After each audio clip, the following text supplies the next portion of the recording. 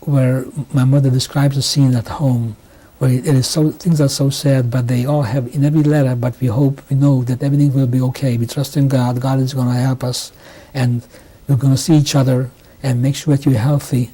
And we have letters where the tradition used to be all along that when my mother used to write to her father was alive, that when she used to write to him, all the children had to just write a few words, just so that you have responsibility to write to your grandfather, and your grandfather saw that you cared, and same thing when my father was in labor camp, my mother wrote a long letter, but after her letter, my sister wrote a few lines, and my older brother and myself, nothing special, but that we are okay and everything is well, everything is being taken care of.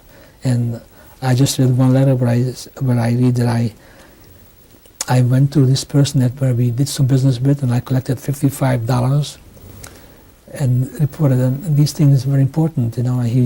So my father was knowing what's happening at home, not that he could do anything about it. But these letters are so heartbreaking to see what happened at home, how difficult it was, and not even the physical difficulty, the fear that we had, and the fear that my mother had for my father. This feeling that was very, very difficult. And so as time went by, there were reports. Of course, you know, it is so difficult to understand this whole thing. We knew that what happened to the Jews in Germany. We knew the Jews in Germany were taken away. We didn't know where, because there were rumors coming through that they were shipped off to Poland, but you didn't know what to believe.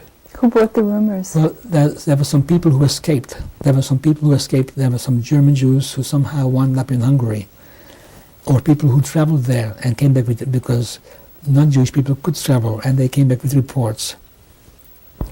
And certain things were published in the paper. You know, they didn't tell them that they were being taken away and being killed.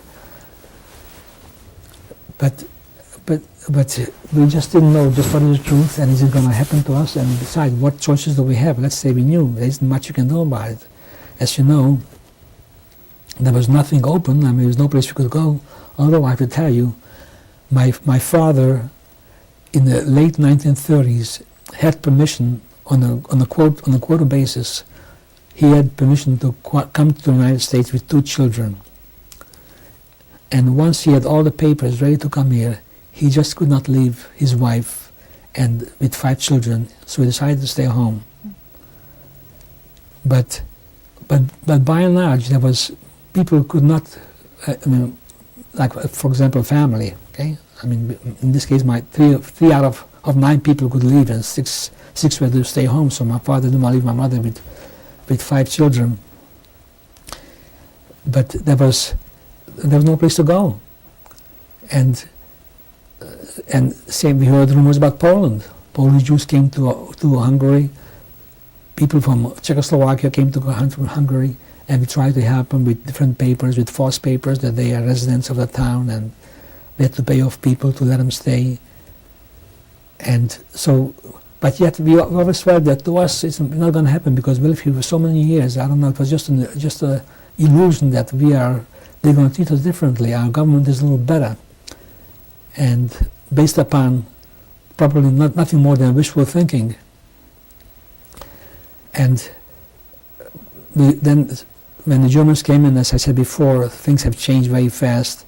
Eichmann came to Hungary with his lieutenants, and they started getting people ready, taking away from homes and being taken to the ghetto. A ghetto was nothing more than an assembly place from where they were taken to Poland. And I remember my grandfather, who was 83 years old, was taken from his home. He lived in a part that today belongs to Ukraine, what are called the Carpathian Mountains. He lived there with a daughter and a son-in-law and 5 children. And he was taken to a ghetto at the age of 83, and at that time he was still home. Excuse me. And I don't know how we got some mail from them that they are in this ghetto. and my mother sent some packages, but the packages never got there. And in time it came, that by now they were all the people who were of military age up to the age of 18 were taken away. So now the only people who are left home, I'm talking about Jews, are children under 18 or 17, people who are old, and the women were left home. And one day, by this time we were not allowed to travel on train. We constantly left the house. We had to have identification papers. That who are you? It's like an internal passport. Who are you? Where do you live? And so on. And it was very common as you walked on the street, the police came up to you, especially if you were in a different city.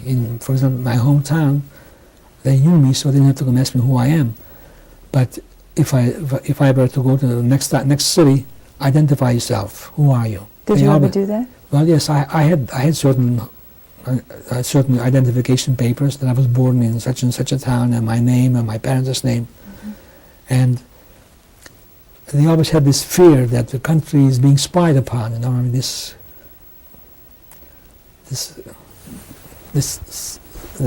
psychosis that everybody is spying upon them. Like there's nothing to spy on. But they always had this fear that everybody is out. All the Jews are spying upon the country and sending the country down the river. So, where was I now? You were telling me about what life was like when your father was taken to the camp, so and how there were only children and old people. So one day, we get up in the morning and we're ready to go to the temple, and we go out to the gate, and there is the police with soldiers telling us that you cannot leave. You cannot leave the house. Today we are deporting you. Now, it is beyond my limited expressive ability to explain to describe my emotions. The fear that we had this, we've been taken away where, for how long? What we had no idea what this is all about. Although there were rumors, but said, well, it's rumors, who knows, maybe it's true, maybe it's not true. And sure enough, a little later they came in and said, we'll give you 2 hours to get ready, and there's going to be a wagon outside, and you're going to put your things, you can only take it with you what you can carry in your hand. And now you start packing. I remember my mother, first started to bake some bread. There was no bread. She made some dough, and the dough had to be baked, in the stove, not like in a bakery. And I know the story of Passover, where when people left Egypt and didn't have time to bake the bread, and that's how they wound up at matzah.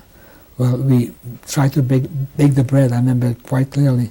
The dough was left in the pot. It was never put into the oven. They didn't give us enough time to bake the bread. So we put on our best clothes, our Sabbath clothes, our best shoes, because you couldn't take everything with you. So you put on everything the best. You put on like 2 pair of trousers, and maybe 2 shirts. So you have an extra, and you carried with you whatever you could. Some food, some clothes, something in bags.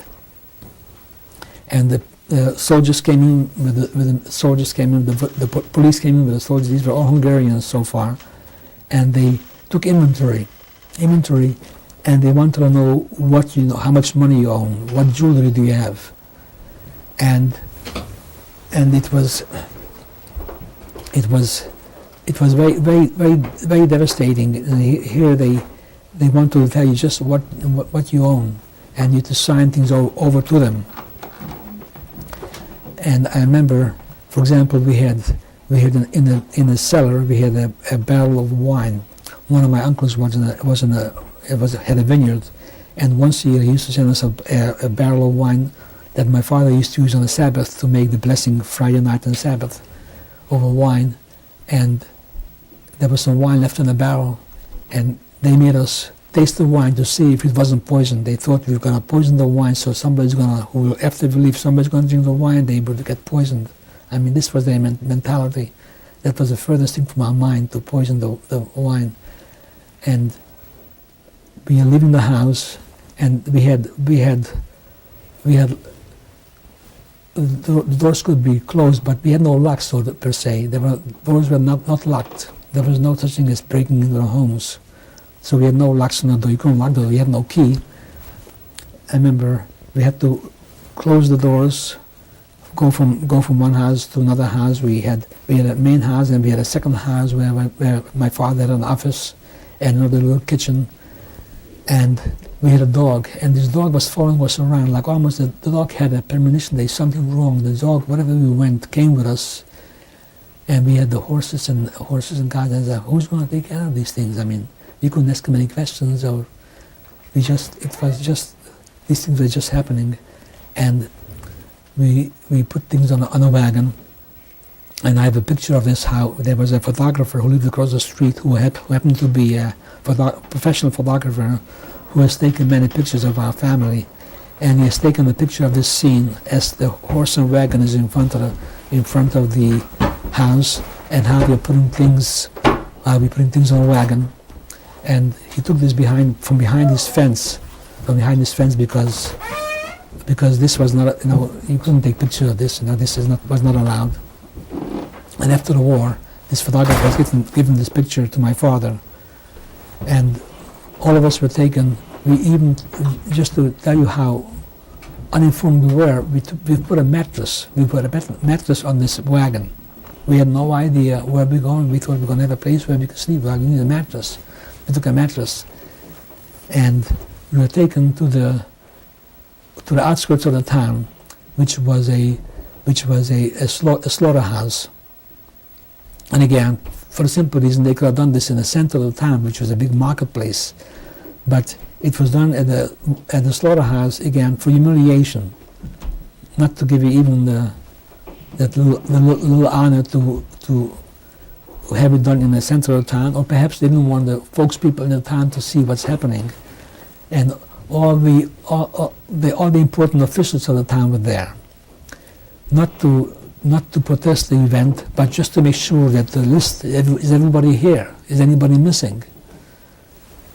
And they read the list off to make sure everybody's here. I remember there was a man who was sick, was a very obese person, and he was in his late 60s, but he could really hardly walk. And we're told we are being taken eastern part of Europe to work, and when the war is going to be over, we're going to come back. This is one of the stories.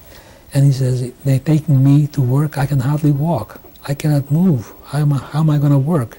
He said, I don't believe they're taking us to work. It doesn't make any sense. So people realize that this is just a story. And so we were all assembled here, which took about 4 or 5 hours. And these people, these town officials, were really happy to see us go. He says, all the property, we didn't have that much property, the Jews will be given to the people on the town.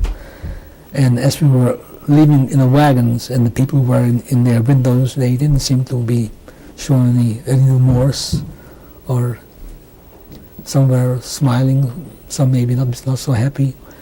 But so this is how we were all assembled in this town. And we were taken to a ghetto in a different city, which was called Nagyvárad. This ghetto was probably about 50 kilometers, could be a little less, a little more. And again, this ghetto was an assembly place. How did you get there? The same horse and wagon that has taken us from home to this assembly point in our hometown, the same wagon has taken us. So it seems that all these wagons, this was all done before. In other words, every Jewish home was assigned a wagon days before. We didn't know anything about it, but the population, the town people knew. They didn't warn us, look, you're going to be taken away. It was kept in a secret, because in the morning, every Jewish home had a wagon. So these wagons were all individual people who had horses and wagons. And to arrange this, it took a little logistics. And it was done before, I don't know how many days before, maybe a week before. but it was kept in a, nobody knew about this, but next morning they're there. So there was a collusion between the Germans and Hungarians. They cooperated very willingly, and it took us probably 4, 5, 6 hours, I can't remember. It was, we left in the morning and we got there before the day was over to this ghetto. This ghetto was already, they had other people who were there before, and by the time we got there, more or less the ghetto was emptied. So when we got there, it was not too many people were left in the ghetto, and the ghetto was an area of homes where mostly Jewish people lived, also some non-Jewish people, but the non-Jewish people were taken out of there, and they built walls around the ghetto. So heavy stone walls, so you couldn't see through, you couldn't go outside, and there were guards all around the wall. And we were in this ghetto from, we left, to be the exact date, we left our hometown June 7th. June 7th, we left our hometown. Of 1944.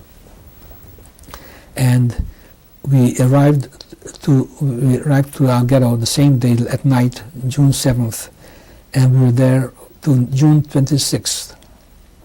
June 26th, and in the ghetto we really haven't done much. There was a stove, a kitchen put up to give us some food to some people.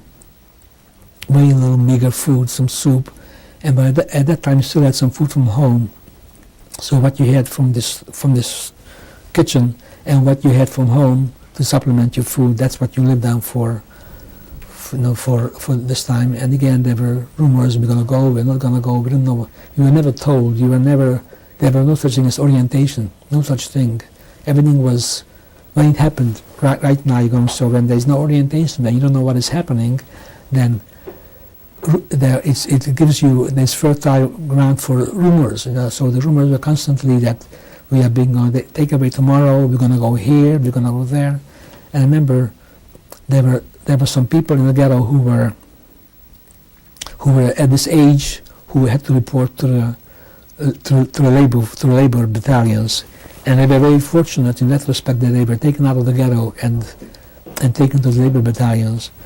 And there was a person that we knew who had to report, and I remember we had written a postcard from the ghetto that my sister wrote to my father, this is the day that we are being taken away, and he saved that postcard. And I remember by now, from up to this time, it was all done by Hungarian military police, but of course the Germans were already in the country, and it was at their urging, not that they needed that much urging, but it was done, the Germans are already in the country. But leaving the ghetto first time, now Germans were taking over, and the only reason why we were there from June 7th to June 26th is because you had to wait for trains to come there and take us to further.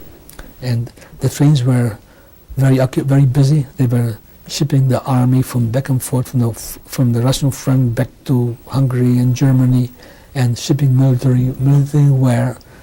So the time came, June 26th, we were told, just carry whatever you have in your hand and go to the wagon. And now the Germans took over, and they spoke in German, quick, like it was an emergency, like it was in a hurry, like you had to. This is just a psychological way of doing things, that things are going to be so fast, you won't have time to think of what is happening, why should we go, or there should be no time for perhaps any rebellion or resistance. You just had to move fast. And I remember this is the first time I've seen a lady, one of our ladies, a very nice lady who was in her 40s with her children, being kicked over her with a cane. They used to walk around with these canes in their hand, and she was hit over the head for no reason, because she wasn't walking fast enough, or maybe she tripped over. And although there was anti-Semitism back home, but I haven't seen adults hitting each other. I never seen, for example, I've never seen people having weapons. I mean, there was no such thing as having weapons in our hometown. I mean, nobody had a pistol or a rifle. Only people who had any weapons are people who used to go hunting, the gentry. But other than that, there was no physical. People had knives, but even that they didn't. And I haven't seen hitting except for among children. I have seen that. Yes, children used to fight, but adults, I haven't seen that. And we were taken to the train station, and there were the wagons, the trains, the cattle trains, and we were put into this wagon, into this railroad car, and they squeezed about 75 or 80 people into this car. They didn't give us any food except what we ourselves had, still left over from home. There was no facilities for hygienic facilities. There was a barrel where if you had to go to the bathroom, that's right in the train, and they're squeezed into this train. Now, as I said, this was June 26th, and the reason I remember this date so very well, because I was born June 26, 1928, so this happened to be exactly on my birthday, and it happened to be a warm, fairly warm June, and now all these people in this train, and at that time I didn't even, as much as I had this fear in me of what are we going, what is going to happen to us, but I was too young to really realize the significance of what is taking place. And I'm thinking in terms of what must have gone through my mother's mind. Here we are on a train. My youngest brother was no more than 2.5 years old, was born in March 1942, and right now we're talking about June 44, a little over 2 years. And he was sitting in my mother's lap, crying for water, never mind food. Now what can a mother say to a 2-year-old child? I cannot give you water. How can you explain? And I kept thinking about this for many years. What must have gone through my mother's mind? Arthur, I have to stop you now. I'm going to stop you for a minute.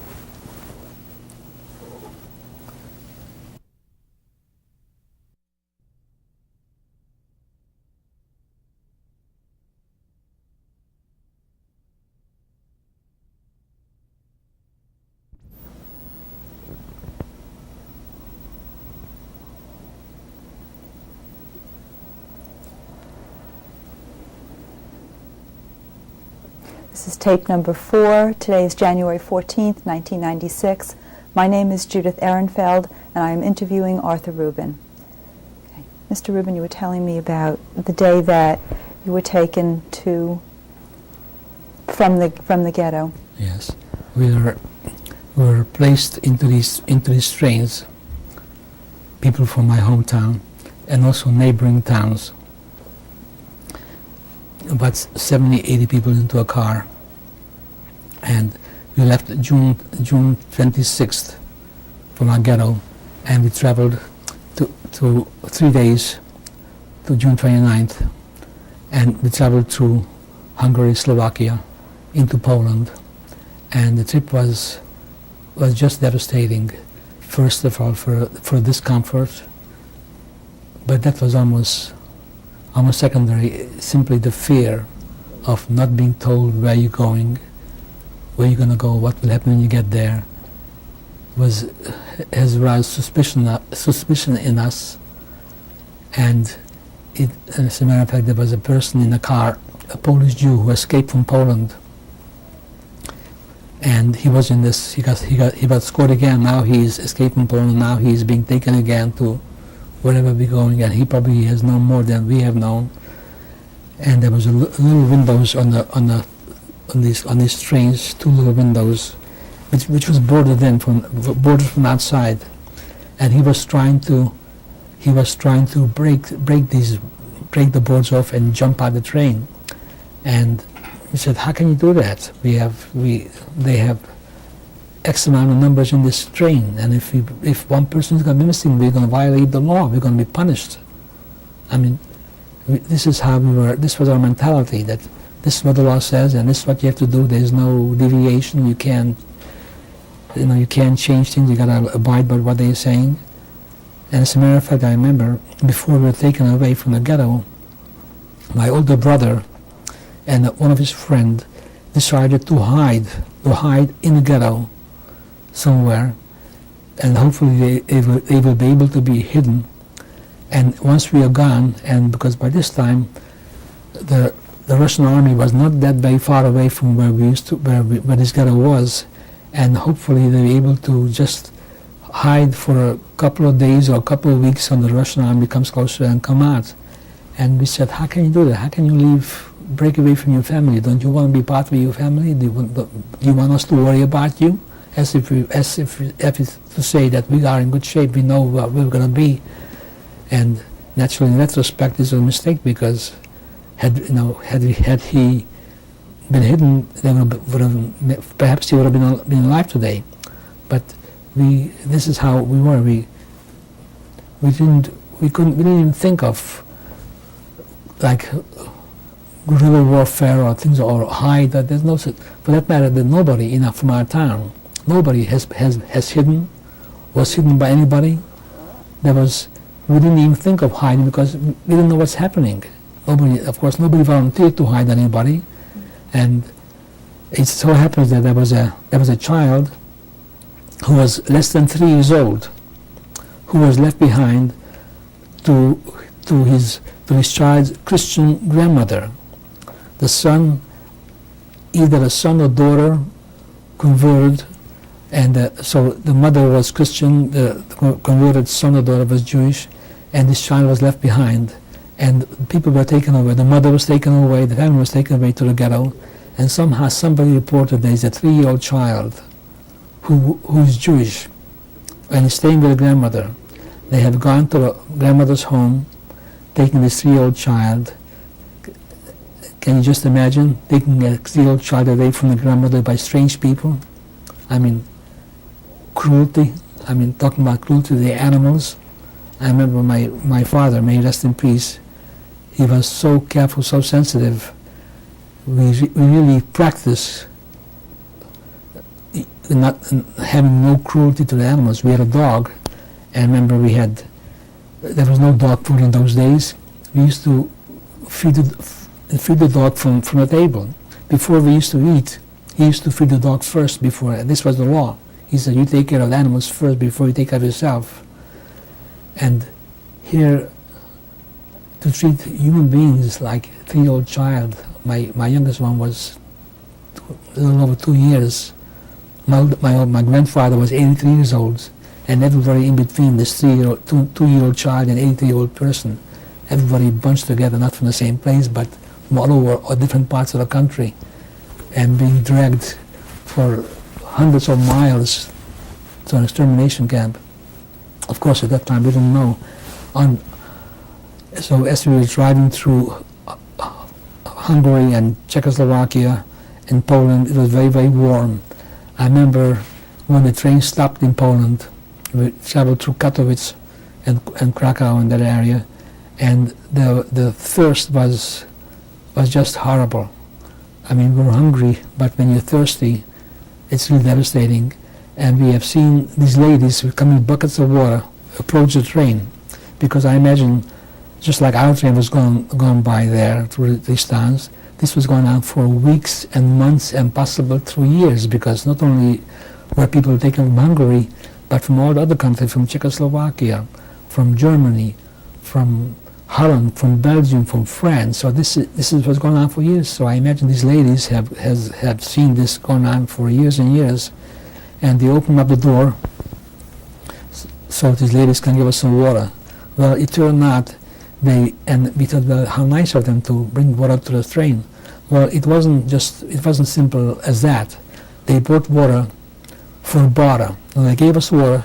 They had a little glass, a metal container, and they gave you a glass. If you gave them something like, by that time, what do you have to give away? A handkerchief, a shirt. You couldn't. Whatever you have, or you were down to the bare necessities. There was very little left that you could barter off. So as long as you could barter, give something, whoever had anything to give away, they gave you the water. When there was nothing left, they just took the water and spilled the water out, and they walked away. This was the extent of their care. This is how, it was just flabbergasting that, take the water, spill them out, and the kids in the train who are crying, and but this scene had impressed me for years and years as I grew older, and I kept asking myself, what has gone through my mother's mind, because I know how my mother was so caring, so giving of herself. I remember when back home how there were poor people, and they used to come to our house on order. My mother used to tell them, come twice a week or 3 times a week, and she used to give them a couple of eggs because we had chickens. She used to give them some milk, we had a cow, and some bread, and caring for people. And she was so good and so kind, and now she's all by herself. Her husband is away somewhere, off, taken away before. She's there with 7 children, the oldest one. My sister was the oldest, was probably about 18 and a half, 19 years old. And they're crying for food. You can't sleep, there's no room because you couldn't lie down. The train probably could hold, it was cattle, it wasn't for transportation of people, it was for of cattle, or it was what's the word, a wagon to transport goods. So it was just terrible, and we traveling, and I remember one day we arrived into a place, we didn't know where we were. It was early in the morning, it was dark outside, and we looked through that little window, and we see lights, long rows of lights, and like homes or barracks, wire fences all lit up, and as far as I could see, and again we're waiting there. Train doesn't move, and we just couldn't imagine what is happening there. Finally, when a little later, when morning came, we were driven further in, and later we found out we were at that time, we didn't know, was Auschwitz, and this particular place was called Birkenau. Birkenau was one camp of Auschwitz, about 3 or 4 different camps. Birkenau was the annihilation part of Auschwitz, and we got to Auschwitz, and they opened the trains, and we see these people who are wearing striped uniforms, like prison uniforms, but they are very healthy-looking people. Their head was shaved off, like no hair, no mustache, nothing, completely shaved off, and they're wearing a flat